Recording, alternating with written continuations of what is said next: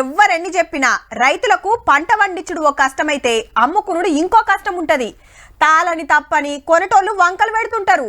మార్చర్ రాలేదని రేటు తగ్గించుడు అగ్వసగ్గకు అడుగుడు నడుస్తుంటది.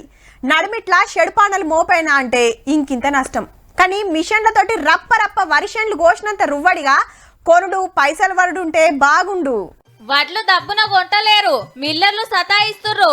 చెల్ గిదేం తరిక అని ప్రతిపక్షాలు రైతుల బాట పట్టినాయి. ఆడాడ ధర్నాలు రాస్తారోకోలు కూడా కాబట్టే లేలే జప్పున్నే కాంటాలైతున్నాయని మంత్రులు మైకుల ముంగట్టుకొచ్చిండ్రు. రైతుకు చెల్లించింది గతంలో ఇదే రోజున కేవలం 422 కోట్లు మాత్రమే.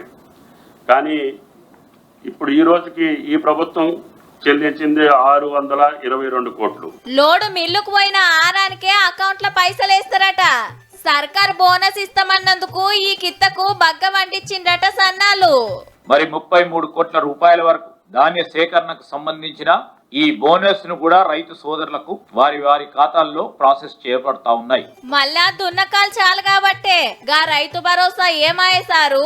బోనస్ ఒక్క ఎకరానికి ఎన్ని క్వింటల్ పడతాయి అన్ని క్వింటల్లకు సంబంధించి ఇంటూ 500 వేసుకోండి. 12 నుంచి 15,000 పై చీలుకు ఈ రోజు బోనస్ రూపేనా వారికి అందజేస్తా ఉన్నాము. గట్లెట్లుంటది సారు, ఇది ఇదేనాయే అదేనాయే.